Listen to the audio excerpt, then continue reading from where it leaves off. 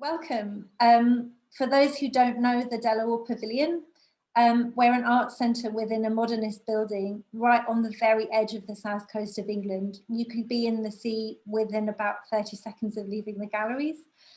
We were opened to the public in 1935 as the People's Palace for Art and Culture. We're an architectural manifestation of a progressive social agenda. We were built by a refugee, Eric Mendelsohn, and an emigre, Serge Chamayev. And our precarious position on the coastline means that we'll probably be underwater in about 150 years. All of this makes for an amazing context to talk about some of the most urgent issues that are facing us globally. Our event today, Culture and Migrant Rights, is co-organised with the Refugee Buddy Project, Hastings, Rother and Wealden, and I'll introduce you to its founder, Rosanna Leal, in a moment. And this event is part of Care and Citizenship, a programme of online events and workshops co-devised with those in our neighbourhood committed to acting in response to urgent social issues and making real change. This programme is based around the knowledge that we all need to do more and that cultural institutions need to be part of this change that we want to see. We're running this Care and Citizenship series over the spring. Please check our website to find out more. It's an Arts and Humanities Research Council funded project organised with Brighton University, Brighton Museum and the Peel Museum in Baltimore. So thanks to our partners, colleagues and funders, including Arts Council England and Rother District Council for making this happen. The event's going to run for about an hour. And after I hand over to Rosanna Leal and Misheda Chowdhury, our chair, we'll hear from our three brilliant speakers, each of whom will be giving 10-minute presentations about their work. And we'll then invite you to ask them questions, or you can put questions in the chat or direct them to Janan, who will be keeping an eye on them, and discuss the presentations, the points, and any other questions you have for our speakers. So I will now hand over to our collaborator, Rosanna. Welcome. Thank you, Rosie. Thank you, Rosie. Good afternoon and a very warm welcome to all of you for being here today. The Refugee Buddy Project began in 2017 here in Hastings. It is a project I set up because I wanted to recreate the warm welcome I had received as a 9-year-old child when I arrived in Scotland seeking refuge from the Pinochet regime. It was 1977 and we arrived in Fife, a mining area, to the welcome of the National Union of Mine Workers. This left a long-lasting impact in me, and I can say from experience that creating a culture of welcome for newly arriving people seeking refuge is what can enable the beginning of a healing process and be the foundation for people to begin to build their lives. The project matches people to newly arriving people seeking refuge, and together we tackle the challenges of building a new life in Hastings, Rother and Wealden. In 2019, for example, together with Women's Voice, we published a report, Lost in Translation, the need for interpreting services and access to the NHS for refugee women, a report which recorded people's stories of accessing the NHS against the backdrop of the hostile environment. Today, we are preparing a similar report on the experiences of people seeking refuge, schools and education. In June 2019, we took over and launched Open, a pop-up space at 19 Grand Parade in St. Leonard's. Hundreds of local people attended the launch of this cafe exhibition space, which opened for 3 days a week, offering a safe space for all looking for refuge. The aim was to put across the concept of refuge as a universal, not unique to refugees. Through the visibility and inclusivity of this space, our aim was to break down some of the myths around people seeking refuge and provide a space where people could develop their own ideas, a safe space to tell our own stories. This space was developed in consultation with the newly arriving people seeking refuge. It was felt we needed a space, a safe space, a facility to enable refugees to work out our own journey towards recovery through skill sharing and collective responsibility. Our activities are refugee and migrant led, and these include our campaigns, social gatherings, pop-up suppers, exhibitions, creative projects, debates. Together we have created a peer support community led network which welcomes migrants and people seeking refuge. It is through this network that we identify the ongoing needs of our community. At the heart of what we do in our project is the process of telling our own stories, because we believe this is one way in which we can begin to make sense of what has happened to us, but also because we understand the power of telling our stories in reaching diverse and new audiences. Open, our space on the seafront, was launched with a photography exhibition, From Hastings with Love, capturing a moment in time, the newly arriving families seeking refuge and their buddies at a favourite local spot in Hastings and Bexhill. I have no doubt that these photographs will tell a story in many years to come. Our relationship with the De La War began in 2018. We have worked on various projects such as the Thinking Through programme, co-designing common spaces workshops with students from the Bartlett School of Architecture, the Mark Bauer exhibition, and currently All in the Same Storm, Pandemic Patchwork Stories, date to be confirmed, an exhibition including hands-on patchwork squares in the style of arpilleras, sewn under lockdown from people across the community, including people seeking refuge, volunteers, students from Hastings-based Further Education College. This collaboration tells diverse stories of life under the shadow of COVID through hand-stitched patchwork squares that reveal tales of resistance, change, togetherness, isolation, loss, and home. We see today as part of an ongoing collaboration and conversation about how the cultural sector, including artists, museums, galleries, can become meaningful participants in conversations and action around migrant rights, so we can walk through together through this pandemic portal, together to build a better world. Let me now hand you over to Dr. Mushida Chowdhury, Chair of the Refugee Buddy Project, who will chair today's session. Thank you.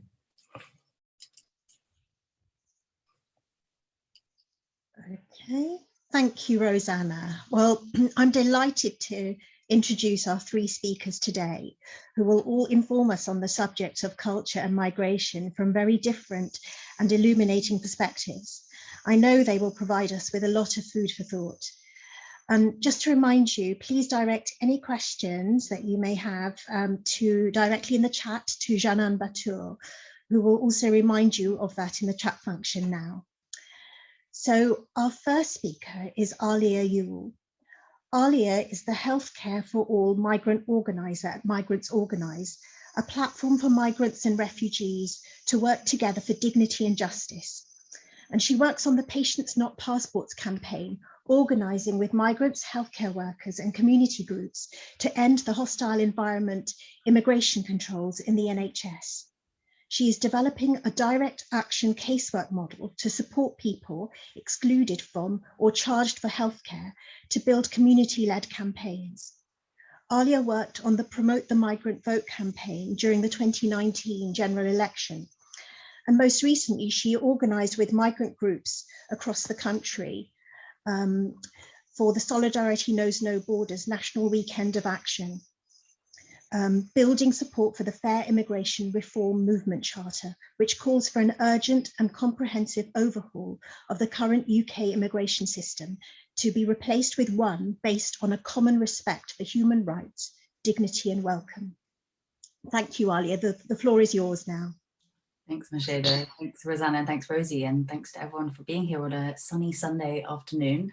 I'm just going to try sharing my screen, and I hope that's working. Can everyone see it? The presentation? Amazing. Okay. Thanks so much for that extensive introduction, Mushida. I'm going to talk a little bit about the hostile environment, the kind of background around what migrants are currently facing in this country, and then the kind of creative ways that people are organising, particularly in their communities, to end the kind of unjust policies and systems that are currently in place. So I've got a lot to cover in 10 minutes, but please give me a shout if I'm running out of time. I think the first thing to say is that migrants have long felt the impact of a vicious system, the hateful and misleading public discourse that is growing ever more intense every day, and hostile immigration policies which have killed many and destroyed the lives of thousands more. And with the international rise of the far right and the scapegoating of migrants here in Britain, which is becoming even more intense as people in Hastings, and know that Hastings Refugee Buddy Project has been doing a huge amount of work against recently, and with the expansion of the hostile environment, the situation now has become even more extreme. And our communities face this growing crisis in many different ways and in many different arenas, but I'm going to talk particularly around the hostile environment and the embedding of immigration controls into public services. So the hostile environment was the actual name given to a set of policies brought in sort of after 2010 and around 2012 under the then Conservative government, bringing immigration controls into many different areas of life. This sprawling web, as you can see in the diagram, that embedded immigration controls inside and throughout public services and across other sectors, designed to criminalize many everyday activities to make life for migrants unbearable and unlivable, deliberately to push people towards destitution, towards exploitation, in order sort of hopefully to get them to leave and to not come. The idea being that, that if you make life so unbearable, undignified, unlivable for particularly undocumented migrants, that they won't arrive in this country. But in fact, what it ushered in was and legitimized was the questioning of the entitlement and belonging of anyone who looks like they might not be from here, they might not belong here, that they might have a foreign sounding name, a different accent, look different. From schools forced to share children's data with the Home Office, landlords forced to check immigration status before renting someone a house, doctors and nurses turned into border guards, people unable to get driver's licenses or marriage certificates because of their status. The line became extremely blurred between what was immigration enforcement and what was a public service that somebody needed to live. And it's no different in the NHS. And so you may have seen these kinds of posters up in A&E or when you've gone to hospital for healthcare. But the kind of hostile environment inside the NHS works in four main ways, which I'm not going to go into in too much detail. But firstly, the immigration health surcharge, which we heard lots about, particularly last summer, which is an extra cost that people have to pay on top of their visas in order to use the NHS. It's mandatory and you have to pay the entirety of it upfront with your visa. And if you can't, you don't get a visa. NHS charging for migrants, which is something that we particularly work on and has completely changed the way that the NHS works, as going from a healthcare system which was designed to be based on people's need rather than their ability to pay. But instead, actually, what we now have is a system in which many people have to pay for their healthcare. And from 2017, many people have to pay upfront for their healthcare. And that's a complete step change in that way that NHS works. And it essentially means that if you can't pay and you don't have immigration status in this country, you will not get the healthcare that you need, often to live. This requires immigration checks in the NHS, including checking people's ID at the front door of a hospital, asking people for 6 months worth of proof of address and identity, and further kind of identity checks inside the NHS. And that process often includes data sharing with the Home Office. So sensitive patient data will get passed on to the Home Office, and the Home Office will pass on data to the NHS in order to identify those people who should be charged for their healthcare or should be excluded from being able to see a doctor. What is the impact of these policies? Well, obviously, we know that what this creates amongst many migrant communities, even when people are entitled to using the NHS for free, is fear of accessing those services, lest they go to the doctor and their information gets shared with the Home Office, or lest border control ends up knocking at their door the following week, having found their address because they entered it in when they went to the doctor. People face a huge amount of deterrence from seeing a doctor when they desperately need it. And we did research and know from communities that we work with that in the pandemic, this has been nothing but an additional crisis for people who, when they have symptoms of coronavirus, haven't been sure whether or not they're able to go and get testing or treatment, or now even the vaccine for the coronavirus. And that means that people are unfortunately getting sick and not getting the treatment that they need. And there was an incident of a man who's known as Elvis, who was actually a cleaner in an NHS hospital, but he was undocumented and he didn't get the help that that he needed, and he died of coronavirus, fearing that if he were to go forward for healthcare, his wife would be reported to the authorities. And these are the kinds of instances and stories that the hostile environment creates. We know that people's care is delayed, often for many months, during which time people get sicker, and people are flat out refused and denied healthcare. The system encourages racial profiling and discrimination in the NHS, right? Because in order to identify who might be chargeable, it encourages often administration staff, finance teams in hospitals we've heard reports of them checking patient beds for the names of patients who might sound foreign in order to go and check whether or not that person might have to pay for their healthcare. It means that people are forced to choose between destitution and their own good health. It entrenches this culture of exclusion based on who you are and your entitlement to public services into our public services, as opposed to them being services which are there for everybody on the basis of the fact that we need them. And ultimately it turns doctors into border guards and erodes the fundamental trust that there needs to be with the healthcare system, as we've seen in the pandemic. This is Simba. I'm actually not going to show the whole video today, just in the interest of time, but Simba is somebody that we work really closely with, because Simba's lived in the UK for over 14 years. He came to this country when he was a kid with his dad, who was a student back then. And his dad had then had to apply for asylum. Simba's asylum claims have been refused repeatedly by the Home Office. And what that led to was that because Simba became undocumented, he was then no longer able to access any services, and he would be charged for his NHS care. Simba, a few years ago, when he was around 28 years old, started getting really sick. And he went to a GP who referred him to a blood specialist, and he started going to this blood specialist for his treatment, but he was then told that he would need to pay for his healthcare. As a refused asylum seeker in this country, you're not allowed to work. So Simba had no income, and he wasn't getting any support from any government institution, any financial support or anything. And so he had no means of paying this bill. And so he stopped going to get the treatment that he needed. A few months later, coupled with the fact that the stress of his dad, who had just been put in immigration detention and threatened with deportation, Simba had a stroke. He had a brain hemorrhage and it led to a stroke. And he was then had to be taken to hospital for a life-saving brain surgery. And he was in a coma for 2 weeks. And one of the first things that happened when he woke up from that coma after 2 weeks, which was an amazing achievement because he hadn't been expected to live, unfortunately. But the finance team from Sheffield Teaching Hospital, where he lived, approached his bed and said, "Simba, you have a bill for £93,000.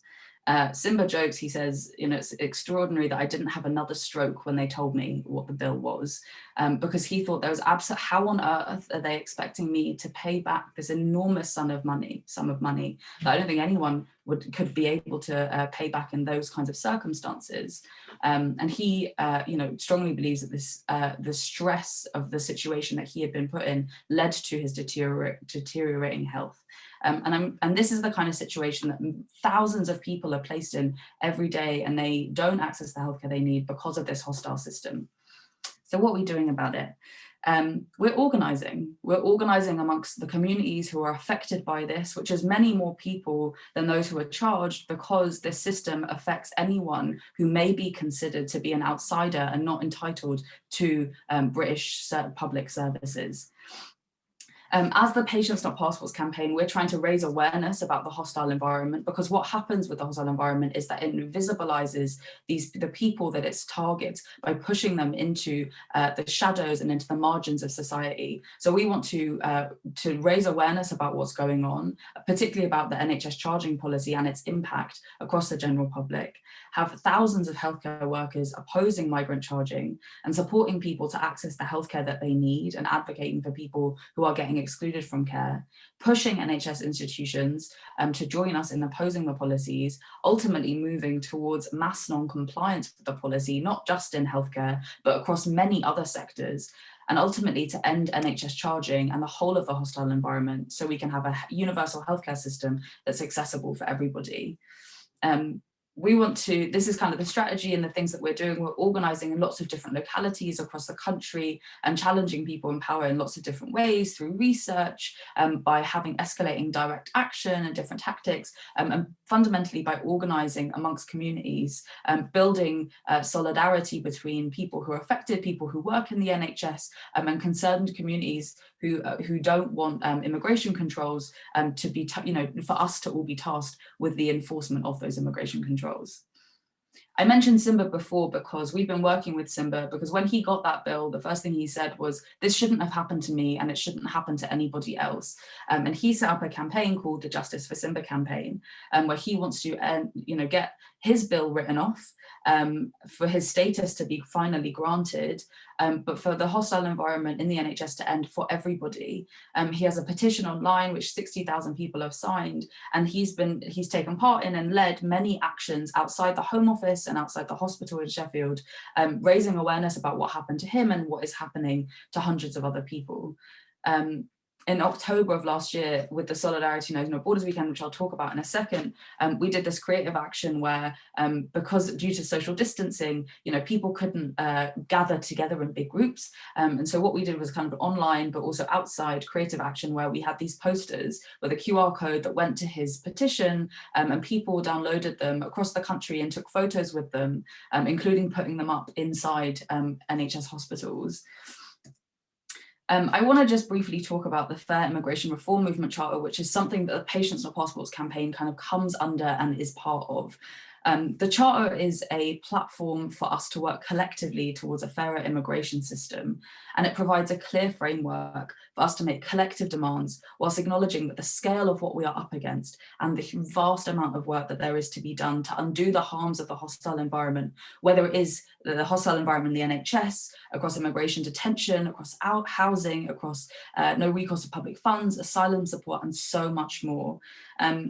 The Charter, if I have another picture, it was developed over several years working with people impacted by these policies, with our comrades, with our friends, with our colleagues, organisations and different kinds of institutions across the country. And those conversations revealed this desperate need for a strong migrant-led movement for justice that confronts the political moment that we're in. And I think that the Charter it sort of allows us to conceptualize us as part of a movement, and it is designed to be a shared framework of principles which ground the amazing work that so many of us are taking part in across the country. And it acknowledges the kind of complex and interconnected systems of injustice at play. And so, things last weekend in October, as part of this weekend of action against the hostile environment, over 1,000 people took action, including right here, I say here, we're on Zoom, so it's not quite the same thing, but in Hastings, where there was a beautiful video that was made and banners dropped down across the beaches.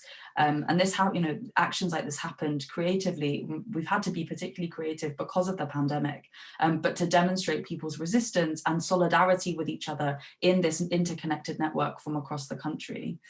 Here are some more photos, including of June Lin. And I just wanted to say that the Charter, the four main demands of it are around dignity, justice, welcome, and action. And I think at the heart of all of this work needs to be community organising, escalating action with people around us and in the kind of institutions, in our workplaces, in our communities, in order to build our power and demonstrate the strength of the opposition to the hostile environment and the unjust immigration system. And I think I'll leave it there.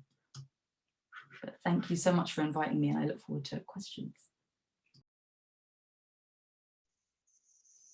Okay, thank you so much, Alia. That was so informative about the realities that refugees, asylum seekers and migrants face in the UK today. And what struck me was your campaigns are not just about slogans, but there is real attention to detail about improving lives on a practical basis. And Simba's story really illustrates this. And as a medical doctor, what struck me also was that the hostile environment is eroding the principle of universal healthcare upon which the NHS was founded. And that's a slippery slope to be on, and it will affect us all eventually. So I'm now delighted to introduce our next speaker, June Lin Goh. June Lin is a cultural organizer and producer working across art and culture, migrant justice and community economies to explore creative shifts from extractive to regenerative ways of living. June Lin is founding organizer of Migrants in Culture, a network of culture workers organizing for Culture Without Borders. She is co-founder of Asia Art Activism, a research network of artists, educators and organizers, and co-founder of Sex with Cancer, a cancer patient-led inquiry into illness and intimacy. June Lin has been recipient of Champion of the Year Women on the Move Award 2016, Live Art UK Diverse Actions Leadership Bursary 2017, and declined an MBE for Services to Equality in 2019. June Lin, I'm really excited to hear your contribution today. Thank you so much. I'm super delighted to be sandwiched between Rosanna, Alia and Ahmed, people that I really admire and who have been doing the work over the years and who I consider part of this wider ecology of grassroots and creative action. So yeah, it's really nice to be part of this conversation, and thank you for giving up a very warm, beautiful, sunny Sunday afternoon. So Migrants in Culture is an unfunded network of migrant culture workers that was established in 2018, and we are organizing towards open border futures. And we see the work, our work of advocating for the rights of migrants in the culture sector as a missing kind of narrative and terrain that is also part of a national movement of migrants who are seeking education, health, family life, housing, and the ability to work without borders. So we very much see our lens on the culture sector as part of a much wider movement, which Alia has just talked about. And I think it's super important that we're having this conversation today, looking at the making of culture, the infrastructure and conditions of the culture sector, and migration and migrant rights. And it's particularly important for culture workers because we're currently operating in this weird storm of events that is coming from multiple directions. And I want to just like lay out 3 parts of that context. And one is like, as Alia very clearly articulated, the continuation and exacerbation of a hostile environment policy regime for migrants and people of color in the context of Brexit and COVID-19. The second, the whipping up of a cultural war, or what the Tories or the Conservative Party is calling the war on woke, to diminish any progress of or solidarity with the Black Lives Matter movement. And the third is connected to the second, government intervention into cultural funding, which places an emphasis on British nationalism. So those are 3 things that I think it's just good to lay out because we are entering the storm, and this storm will continue to the next elections. So in terms of the hostile environment, what I want to emphasize is that this policy, this immigration structure, also creates a culture, and that is a culture of fear and a culture for landlords, banks, hospitals, employers, including employers of the culture sector, to act as proxy border agents in their daily interactions. So anyone who is deemed to look, sound foreign is a target of that. So this impacts the culture sector.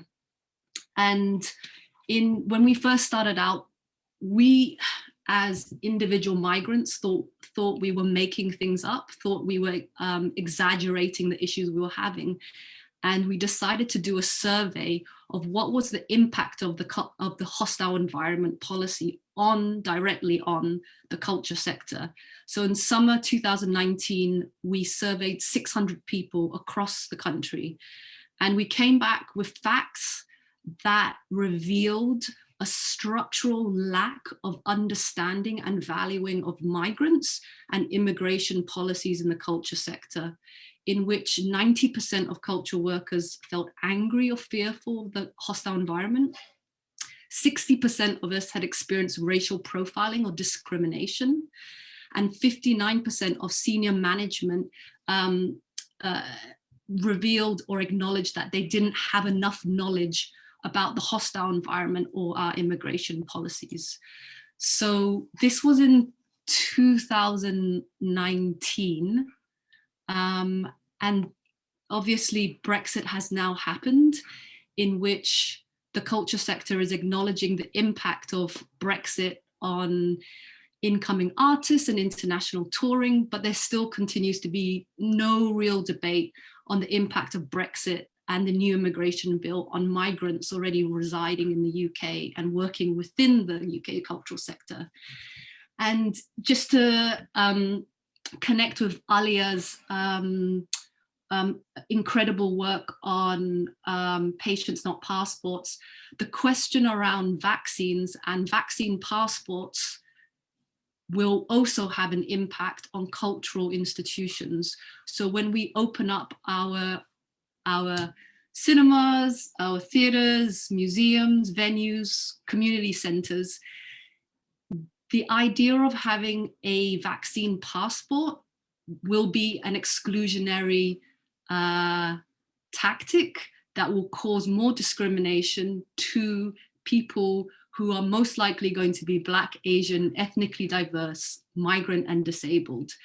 And again, push that idea of this elite cultural sector, this exclusionary art producing world from the people or the communities and the neighborhoods that we reside in. So this is going to be another debate that links with Alia's work. So that's the hostile environment as it affects the culture sector. The second thing I want to really talk about is the creation of a culture war in response to Black Lives Matter.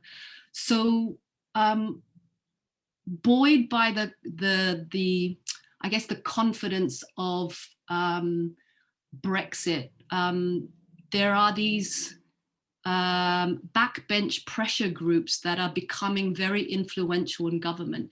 And the war on woke is being led by a group called the Common Sense Group, which is pushing for traditional conservative views on immigration, lockdown, and the woke agenda. And this is really important to understand so we can sidestep this framing of narrative and culture, which is trying to polarize society. And what it reveals is that, one, Black Lives Matter was huge and impactful, and it has sped a change which the Conservative Party are really scared of. Change happened really quickly last year. Another thing is that the 2024 elections are coming up, and they will keep stirring up this culture war till that point. And I think one thing that we need to understand is that this is testimony to the fact that the Conservative Party are afraid of culture and how culture can shape society. And that's why they're no longer looking just at policies, but how to frame culture and how to restrict culture. So yeah, I think this is an interesting space, particularly for culture workers to be in, because the Conservative Party are really acknowledging the kind of power that we can have and that we should have in shaping the future towards a more equitable place that we want to be in.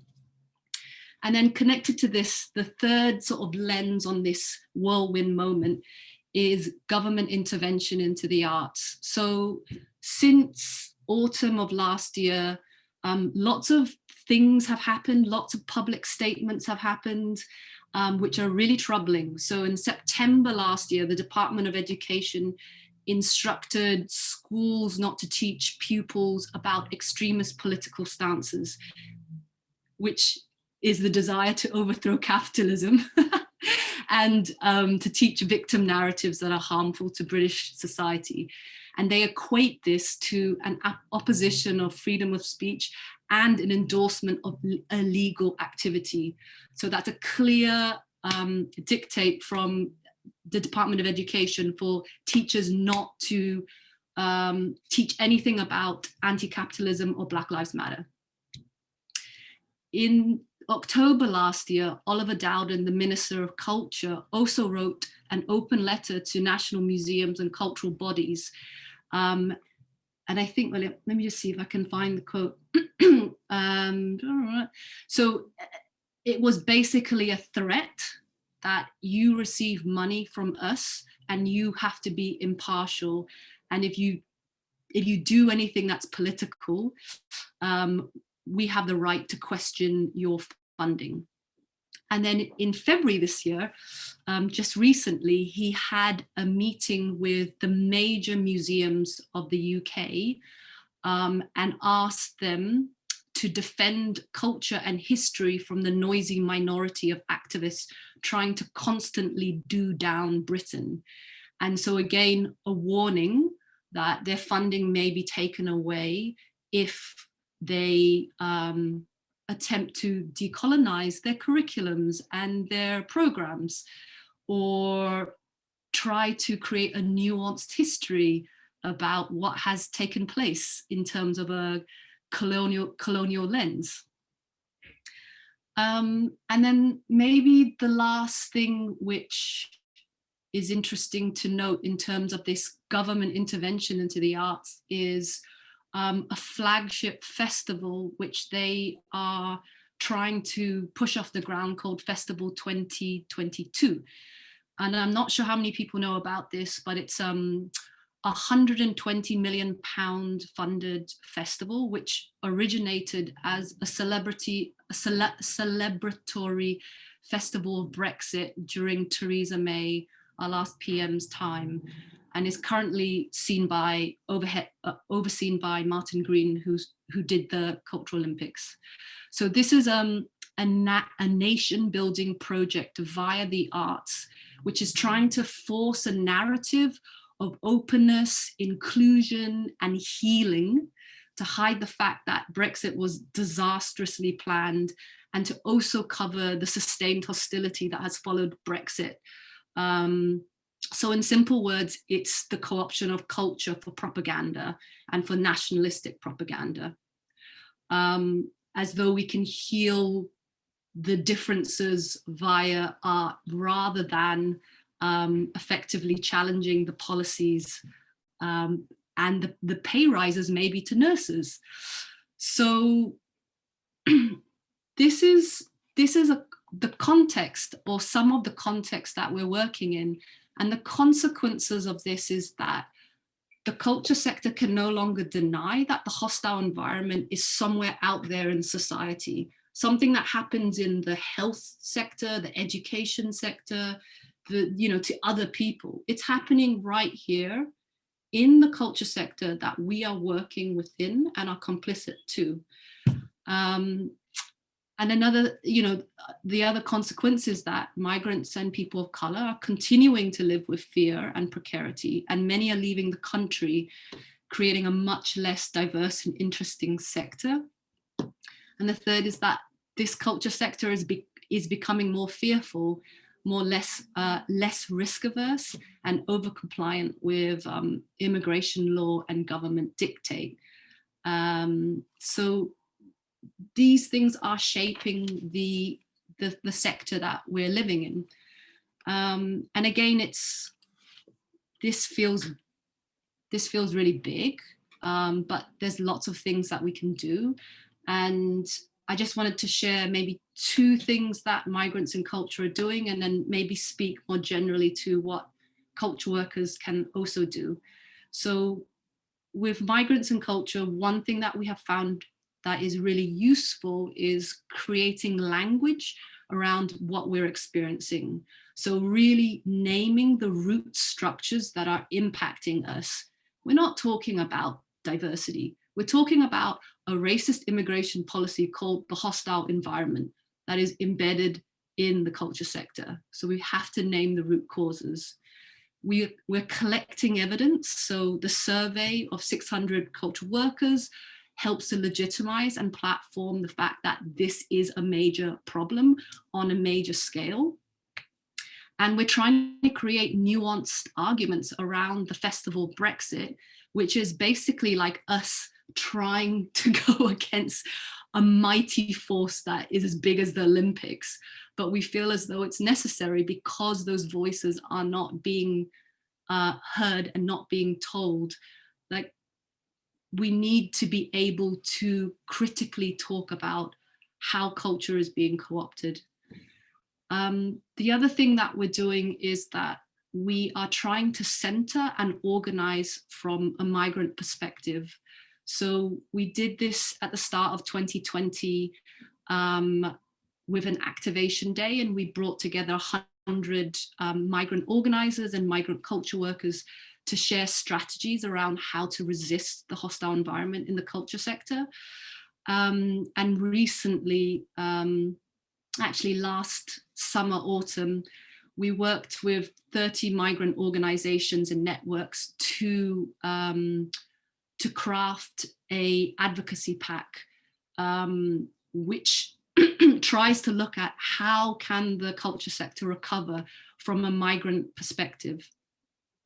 And we did this because migrant voices and leadership are really missing from the current culture sector. And migrant perspectives are really interesting because they're intersectional. So we're looking at class, race, legal status, age, and this helps us understand how the culture sector is really complicit in a lot of things that need to be undone. So I'm not going to speak specifically about the advocacy document, but I'll put in the link so you can read it later. But it proposes 12 actions that are both short-term and long-term to thinking about a recovery that really prioritizes migrants, people of color, and others that are marginalized in the sector. So coming to what we can do as culture workers, I just want to bring in a few thoughts. And one is a member of Migrants in Culture, Diana Damian, raised this really great academic, feminist academic called Sara Ahmed, and her work on the logic of the complaint.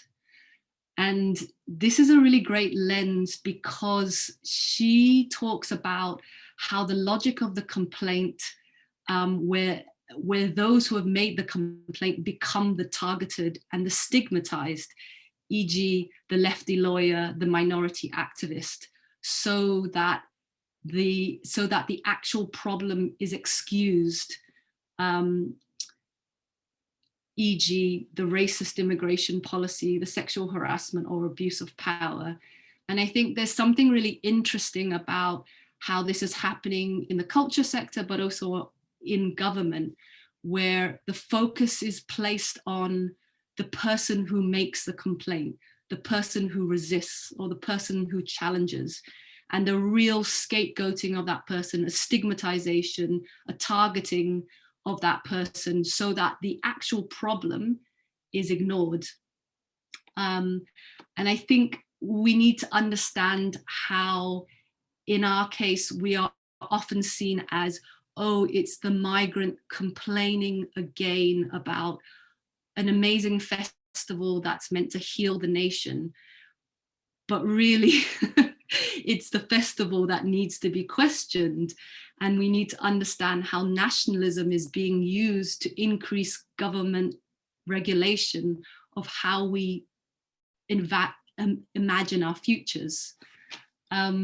so that's one thing where I think Sara Ahmed and the logic of the complaint is really interesting for us to consider. Another is Alia's colleague, Zrinka Bralo from Migrants Organize, always says to us, you work in culture, make me a new culture. And I have always loved that provocation because we are failing as culture workers if racism and xenophobia is normalized. So this kind of culture, if we are culture makers, we need to make a new culture in which we can center ourselves and that we can transform the kind of sector we work in and also the kind of society we work in. And we're running short on time. I'm sorry I'm speaking for so long. So the last thing is just to organize collectively in the culture sector and with the migrant sector. And there's lots of different places to go to. So the unions, including United Voices of the World, Strike a Light, English Pen and Liberty, What Next, the museums associations and Museum Detox. So that's all I can share now. Thank you so much, June Lin. I'm sure you had even more to say and share with us. But what you've just said has really opened my eyes to how the arts sector has been impacted and also co-opted in the hostile environment, the toxic narratives that are sort of underpinning the hostile environment. And also how, it makes me wonder, what is the government or powers that be afraid of if they have to shut down on sort of alternative narratives and stories being told. So a lot of food for thought there. Thank you so much. So I'm going to move swiftly on now to introduce our final speaker, who is Ahmed Oud. Ahmed is a world-renowned conceptual artist who lives and works in Amsterdam and Berlin. He uses a variety of media, including film, photography, installations, drawing, and print to depict socio-cultural issues ranging from migration to structural inequality, censorship, and human rights. He has had solo exhibitions in Istanbul, Zagreb, Barcelona, Sydney, and Copenhagen, and has published several books, including one very aptly titled book, On the Road to Other Lands, which is cleverly designed to look like a German passport. He's the initiator of the Silent University, a knowledge exchange platform for and with asylum seekers, refugees, and migrants, many of whom had professional lives in their countries of birth, but are unable to use their skills or training post-migration because of their status. And this was showcased during his year-long residency at the Tate Modern in London in 2012. And we're so pleased and honoured to host him virtually in Bexhill's Delaware Pavilion. And I hope he can come and visit us for real one day. So Ahmed, over to you. Thank you so much for the introduction, and I'm really honored to be part of this amazing panel discussion. And I'm used to seeing, I have at least 3 friends also here, and I'm used to seeing them in person. So I hope those days will come back and we won't continue only online. This was a struggle also in the beginning of Silent University. There was, when it was established in London, in order to be able to continue, there was one option just to continue online. It was, I think, 2012, end of 2012, and I was very much against that. I was not against that online platform as an education platform. Now it became very useful. Also, we proved that, but I was against that. It was such a physical issue that we had to address, that people being somewhere but not legally, through the legal obstacles, they are not recognized. In order to explain this more systematically and maybe go through the journey of Silent University of last 10 years, I will just screen share quickly my presentation. So yes, everything started in UK, and it was already an issue, back in 2012, 2011. when I had this idea, it was before crisis, it was before this mainstream media was into the issue, and it was pre-Brexit times. And when I looked around and I looked at all these community organizations at the time, I realized there was quite a lot of the work that has been done back then, and it was getting more and more dangerous. Also, the way I arrived to UK was similar. I was almost not coming because Home Office wanted me to send my passport over by post, and then there was no one to talk to at the time. So I was like already finding this process strange as an artist arriving, international artist arriving in UK, and at the end establishing Silent University was not such a big difference than my own precarious position as an artist, and also everybody else involved, that they were even more urgent and critical situation. So Silent University did involve, you can see our principles. Now I'm purposefully showing you in different languages, which we always operated in multiple languages, from 4 to 5 different languages over the years. You can see Arabic in Greek and in English, or principles here. And here you can see a picture of some of our coordinators at the time. I think this was back in 2014-15, when we were able to fly some of our participants and coordinators, because most of them actually don't have the legal documents and they cannot leave the country where they try to seek for asylum. But the ones who could travel, we were able to have at least a kind of form of gathering back then, and we had quite many already branches. And these branches, you can see that the names here is there was in Germany, in Sweden, and in Amman, in Jordan, and in Greece. So currently, like after 10 years, some of those branches, also the London one is not even here in the list, was 3 years very much active, starting with Tate for 1 year and then continue with Showroom and Delfino Foundation. But it had ended. It ended with the good news that all the participants were able to obtain residency permits and even some of them citizenships after waiting so many years. With Silent University, that process kind of speeded up. So our lecturers, they could start without any documents, without even submitting any diploma, that they had those professions back in their countries. So we were more focusing on immediate recognition of everyone as academics and equally as any other academics. So here you can see the current active branches in Stockholm and in Germany, in Mülheim area. And so this is a tent here.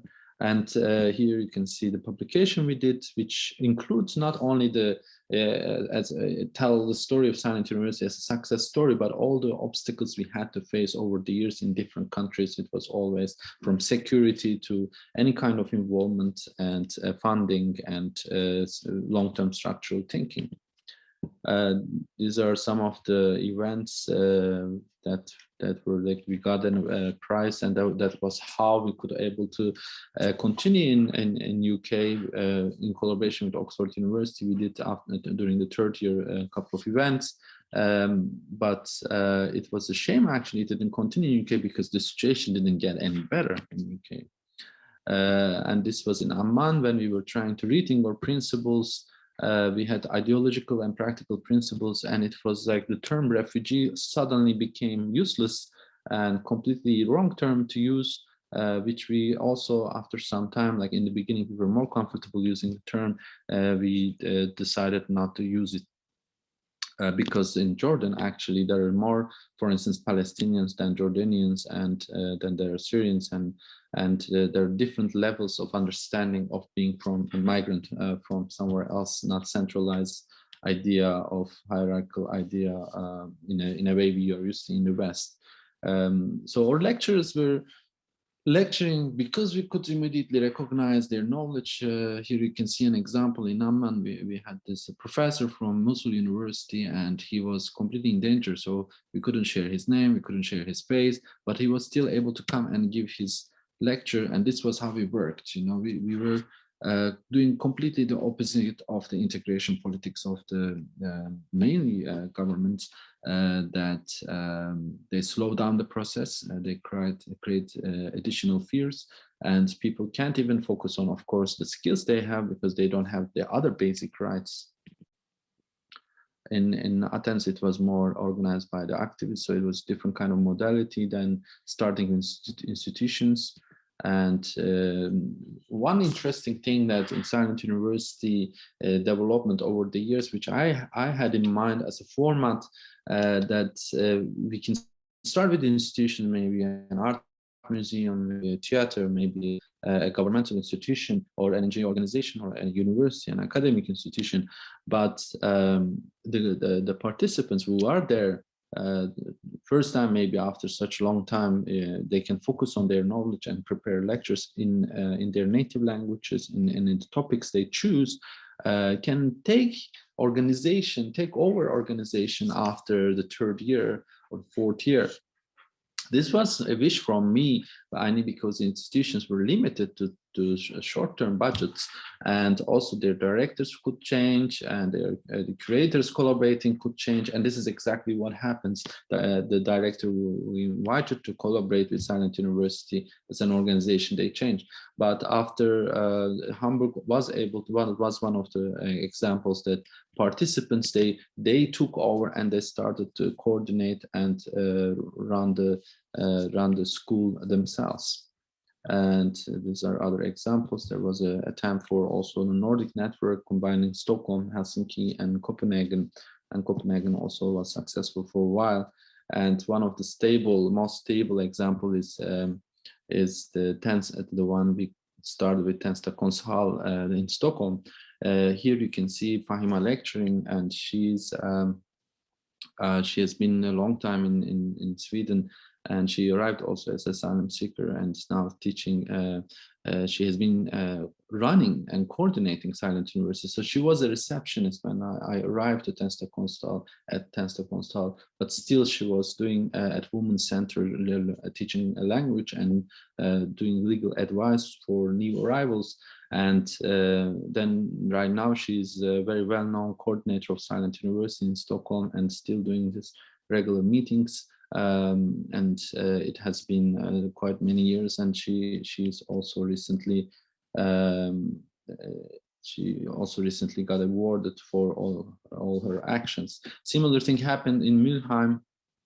4 of our participants, lecturers, they became coordinators, and one of the most active one is Brigitte von Keu, and they basically run also the branch themselves. So after the director left and after the first coordinator left, and then when that moment happens, it's a moment of internal, it looks like crisis moment, but actually it's the emancipation moment, when people don't just come to participate with their all disadvantages, but within the moment they participate in the organization, become members of Silent University, there is no more any disadvantages. Every institution collaborate, they have to adapt Silent University principles, which is we will pay to everyone as academics, no matter if they cannot provide invoices or no matter if they don't have, they don't speak the main language of that country, or they don't have bank accounts. So we changed the struggle, administrative and bureaucratic struggle towards the institutions rather than the Silent University lecturers and members. They don't have to deal with those obstacles that is always projected by the governments or by the institutions, but it was completely the other way around. Here you can see also internally the structures also designed by the moment the participants, members in that branch take over, they do their own structural changes. This is an Intercultural Women's Empowerment Network, one of the action of Silent University Mülheim, successful action, and you can see some of the other members here too. And to continue, they also went to Bauhaus. There was this Parliament of Schools represented Silent University. So it's not that me always talking about Silent University. It is very much distributed. Whoever have the most experience over the last 10 years, go and present the idea and share the idea. This here, Brigitte is doing a TED talk about Silent University and her experience of arriving Europe, and after so many years taking the initiative and empowering herself and everyone around her. This is Fahima receiving her award. So I just wanted to focus on in this presentation like certain things that here, one of the basic things I always take it as a reference, instead of authorization, which is a slow down process and it is linked to integration politics, false integration politics, we go for immediate recognition, as Saskia Sassen says. And maybe I can skip those. So I will be happy to answer questions. But what I wanted to point out, I will stop sharing screen and just a few words. What I wanted to point out that this whole concept was designed that from the very beginning, and I had no idea it will continue 10 years, even longer. It will keep continuing because there's now new developments in the coast of Turkey, and in like we keep getting support without applying, because people think it's urgent, it needs to happen. Unfortunately, that didn't happen in UK after the third year. So it was only my kind of efforts and institutional links that it went instead of 1 year to 3 years continuity. But I see in other places it's possible, and it's never getting less. Because it was never dependent on me as the initiator or the first people started it, or first director, first institutions. Whoever can join and contribute to it within the principles can involve and continue to involve, and then has more merit to transfer to the newcomers. So the idea is not to keep everyone always in the same place, but the more experienced people get, they become they have more chance to coordinate it, co-coordinate it, and also transfer the knowledge and experience they have. And this always goes with academic knowledge and administrative knowledge and bureaucratic knowledge. So we don't accept any kind of hierarchies in any of those from the beginning, and no one is taking it as a surprise, because it is always a condition even to start with. So an institution comes with interest, good interest is not enough for us since the beginning. They have to accept these complicated principles we have for immediate recognition, and I see it's functioning. So in a small scale, we never wanted to grow, but I see it's functioning, and it's very important to see in a micro scale this example can function in different countries and can continue, can be self-organized. Thank you.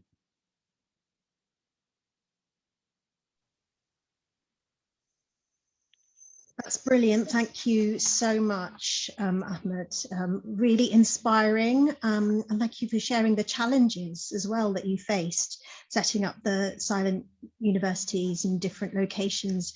It strikes me that actually what's at the heart of it is empowering people, and also affording people whose dignity and self-respect, respect from others has been stripped away by the whole migration process, restoring that to an extent through this medium. So it's absolutely amazing. If people have questions, please continue to put them into the chat. I think we've got a couple that have come through already.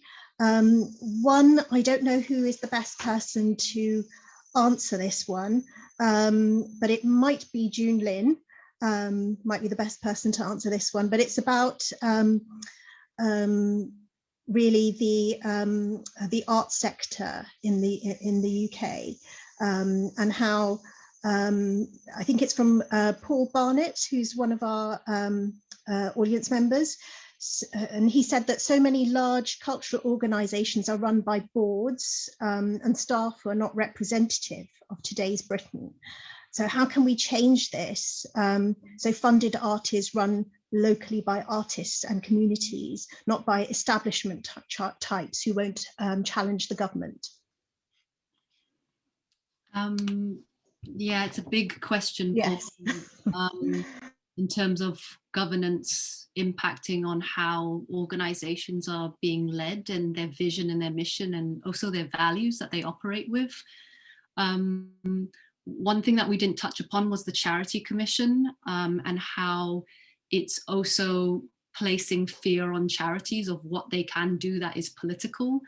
And I think in the biggest picture, I think we need to both question, do we need to be charities? Is that an actual organizational model that we need to carry into the future?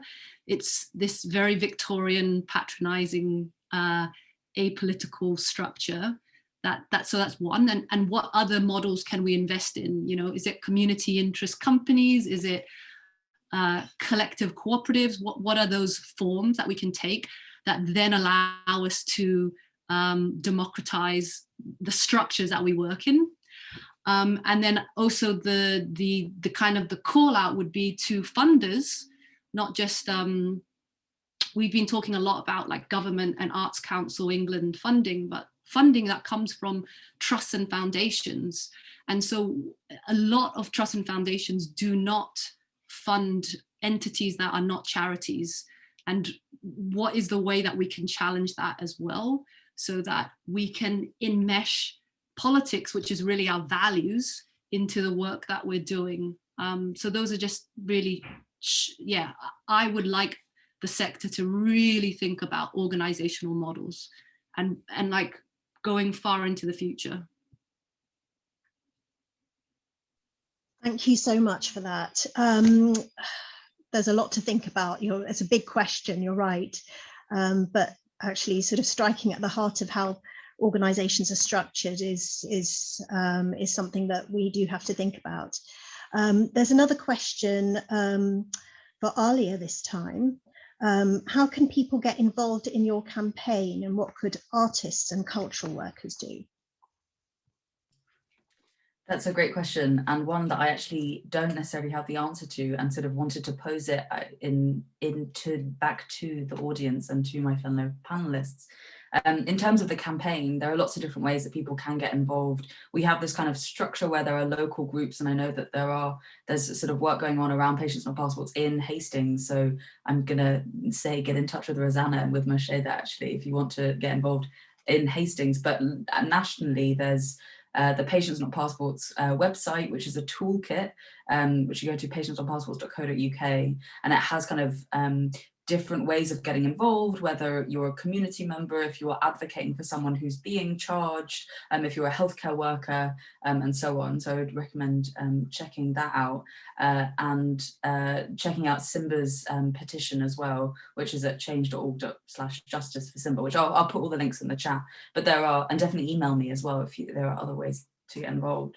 But I think it's something that we often don't think about, I guess, until a moment like the Weekend of Action, where we're organizing a big event or mobilization, but about how we creatively sort of communicate our work in ways that go beyond the traditional, like, we run a petition, we show things on social media. But I think especially, and as I mentioned, especially with lockdown, we're kind of being challenged at the moment to think differently about how we organize amongst our communities and what that might look like, and the role of social media, and the role of Zoom, and how we relate to each other in terms of, having been limited in how we can physically be in spaces together.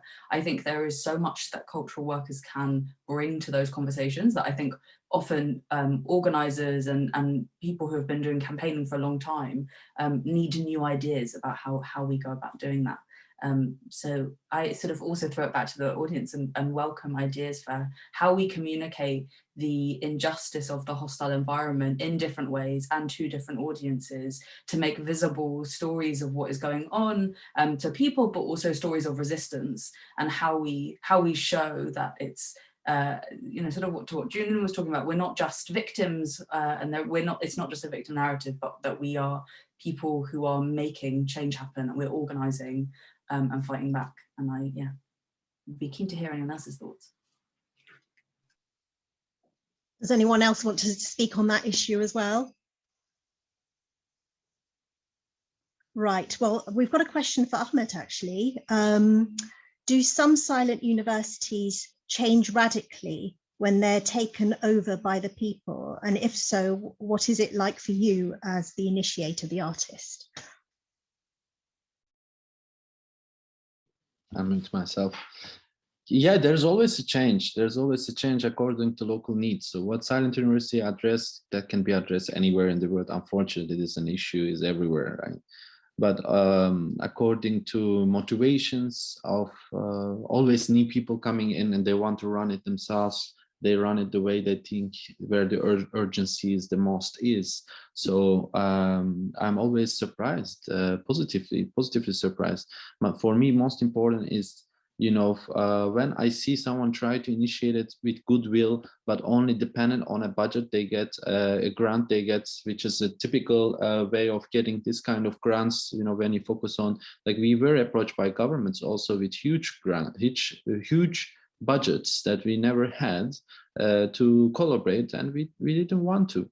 It's not about the budget, like the scale that can go really big, but only for 2 and 3 years, that you know for sure it's going to end. So this kind of thing also is a question of how you register yourself as an organization. Or do you register yourself as an organization? I would rather transform the institution rather than just focusing on this big budget that is there one time. I'm not interested in one-time things because it is not. It needs to address a structural change. So if something manage to continue, you know, in small scale, doesn't matter, and in a direction of the people who are motivated and they trust the concept and they think that's the local need, that is the success of it, you know, with all the failures as well. That transforms the institutions. I give you an example. They collaborate, like in Mülheim. Right now, every theater in the region, because of Silent University, have to include a third and fourth language. And through the Silent University, they hire a lot of people to translate, for instance, into Arabic. And before, it was even like not so common to have it in English too. It was only in German. Because one of the main collaborators is a theater. And this director was so enthusiastic after a few years when we talked again. He was like, Ahmet, you didn't trust us at the first place. We really had to convince you for a year, and it became one of the best branch. And because he sees that, and he's like, yeah, we like the way it is because it really transformed everything else around it. We have like a small space there, and that space always stayed in the same size. People involved. It didn't grow more than 20 or 30, you know, lecturers and consultants, but the impact grows. It transforms all the other institutions. So I think it would be, of course, donation, charity. These models are quite not updated, and they really try. We need to challenge to destroy the hierarchies, institutional hierarchies. So it's really important that, of course, it's good to collaborate with the university. But if the university come to us, like happened in UK, we want to bring this in our institution, but we cannot bring the people in if they don't have universities' ID cards. And we would be like, well, you have to accept equally Silent University ID cards. And if you can't, we cannot collaborate. If you turn this into a security issue, it's not about the budget, it's not about the space you offer. If it becomes a security issue, which was also same in Tate, I don't want our lecturers to be escorted by a security guard to arrive to the room. This is not good model. You know, we can use the space, we can collaborate with institutions in different ways, but they need to change themselves, not us. And that is about the dignity of everyone, you know, that it's involved. Like we are happy to collaborate with universities when they don't come to us to get a grant. We had few times at times that they wanted to put Silent University name there just to get that big grant. And I asked, what's going to happen to the lectures of Silent University? Oh, they will be invited, but they will not be paid. And these are institutions which are supposed to be with goodwill. And goodwill is danger as it does not challenge the structures, existing structures. Brilliant answer. Because we're sort of now nearing the end of today's event, I just want to combine two questions together and ask and pose it to all three of you, actually. So there was one which was, what is the single most important thing that cultural institutions can do to address and support the struggle for migrant rights, something that's easy and manageable? And someone has mentioned the issue of stateless children. is there anything that we can do about them in the cultural sector? So I don't know who would like to go first on these two important questions. I have a Leah? yeah, I was going to say I have a very short answer, which is, and I think it relates to sort of what I was saying in my presentation, what other people have been saying, but it is about making visible the hostile environment, the impacts of it, but more importantly than the impacts, the resistance to it as well, and demonstrating that this comes from our communities, that we are joining together to refuse to allow these policies to whatever the opposite of unify us is, the word I'm now forgotten in my head. But I think that is one of the most important things that can be done, is because the hostile environment makes people, their experiences so invisible, and people themselves feel so powerless, that anything that can be done to kind of turn that on its head and say that we are united together against the racism of the government, and how the government is embedding that racism into our institutions and across our public services and further, to make visible that is I think the most important thing that can be done. And I'm not sure I have an answer on the question around statelessness, but I've put my email in the chat, so please email me if anyone has any further questions. Thank you, Alia. Who would Ahmed like to go next? Yep. Sure. I also questioned the concept of state, especially nation state, and we need to come up with concepts that it's not on our way anyway. So if you think of anyone happen to be somewhere has certain basic rights, like, you know, urban citizenship, city citizenship kind of concepts, like where you are, you have basic access to healthcare and schooling and everything like that. We anyway have a solution to that, and this is a modality already happening. You know, sometimes it's happening not in the best way, but there are cities, there are municipalities, they treat their inhabitants of the city as their citizens, and they skip the state's rules, so which is there. And I think this is a concept needs to be urban citizenship needs to be taken into account, and then we don't have to deal with for every small issue with the state. State has different ideas, you know, they are slower, and they won't get there anytime soon. So, and then those people need urgent things, and this can be fixed locally. And we have to focus on these localities that can go beyond nation state ideologies and, you know, priorities. Absolutely. Junlin, would you like to go next? Yeah, I really agree with Alia and Ahmed so far. My call to action would be to invest in your imagination, like really clear a day, a week, and write out what you think is going to happen in the future. And in the Delaware Pavilion, in your introduction, Rosie, you talked about this institution being flooded in 150 years. It's probably going to be 70 years. It's probably going to be less than that. It probably is almost in our lifetime's experience. So work back from that. What happens if the institution you work in, the homes and the neighborhoods that you live in, is going to be flooded? And what would you need in your lifetime to change that? So with what Ahmed was saying, like, what is the point of citizenship at the moment in the way that it is formulated by the nation state, when so many people are going to be moving across the world, where we need to be prepared to be welcoming, integrating ourselves and others in multiple places around the world. So if citizenship becomes an urban citizenship, or something that's resident-based or resident-based rights, then how do we get there? And like, again, I'll say that provocation from Zrinka is, we are culture makers. If you're a culture maker, make me a new culture.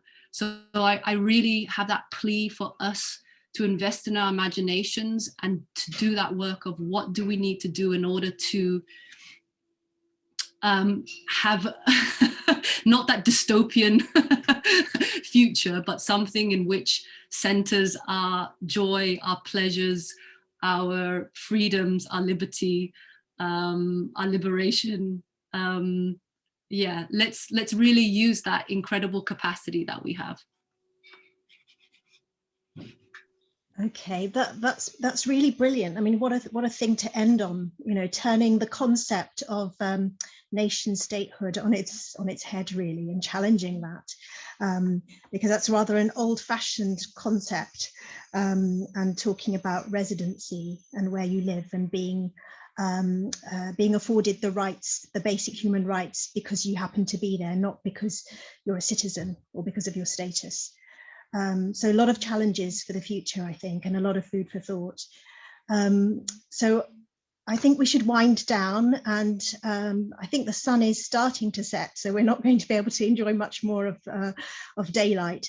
But I wanted to thank all of you speakers for giving us your words of wisdom and your insights.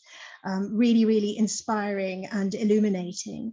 And thank you to Rosie, Jeanne, and at the Delaware as well, for hosting this event, and to my colleague and friend Rosanna, founder of the Refugee Buddy Project, Hastings, Rotherham, Wealden.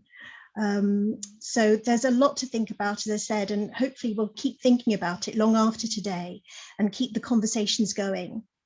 So thank you all for attending. Thank you so much, Masheda, for doing such an excellent job as chair as well. And once again to all our brilliant speakers for joining us. We're so happy to have you with us. And thank you so much for your thoughtful, thought-provoking and incredibly sort of meaningful calls to action and very real solutions, I think, as well, which we just need to be working towards now. Thank you, Jeanne, for managing the technical side of it, as well as inputting into the conversations and co-developing the event with us, and to Rosanna also for sharing your time and energy. It's always a real pleasure to work with you. And I just finally wanted to remind you that this event is part of a series called Care and Citizenship. And it would be lovely to see some of you for future parts of the programme as well. So have a lovely rest of your Sunday, and let's get to work.